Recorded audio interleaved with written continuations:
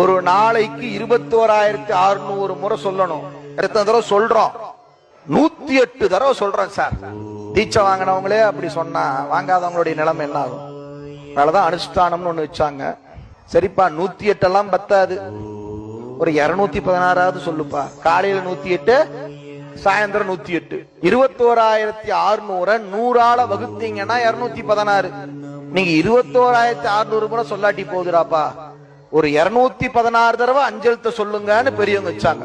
நம்பால் அதெல்லாம் ஆகாதுன்னா சரிப்பா, காலையில 108, சாயந்தரம் 108 சொல்றான். அதுல ஒரு ரிலாக்ஸேஷன் கொடுத்தாங்க.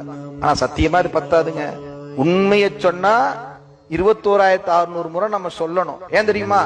ஒரு நாளைக்கு நாம 21,600 முறை மூச்சு விடுறோம். 21,600 மூச்சு காற்றை தருகிற சிவபெருமானுக்கு ஒவ்வொரு மூச்சுக்கும் ஒரு நன்றி சொல்ல வேண்டாமா?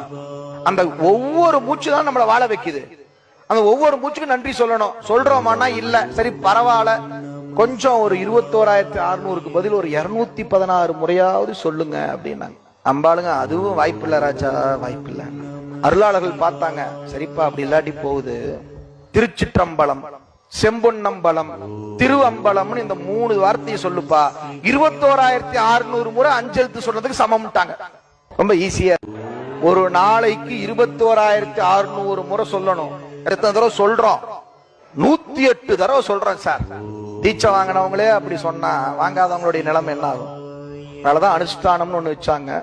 சரிப்பா, 108 எல்லாம் பத்தாது, ஒரு 216 சொல்லுப்பா. காலையில 108, சாயந்தரம் 108. 21,600 100 வகுத்தீங்கன்னா 216. நீங்க 21,600 முறை சொல்லாட்டி போகுதுடாப்பா, ஒரு 216 தடவை அஞ்செழுத்த சொல்லுங்கன்னு பெரியவங்க வச்சாங்க. நம்பால் அதெல்லாம் ஆகாதுன்னா சரிப்பா, காலையில 108, சாயந்தரம் 108 சொல்றான். அதுல ஒரு ரிலாக்ஸேஷன் கொடுத்தாங்க. ஆனா சத்தியமா இது பத்தாதுங்க.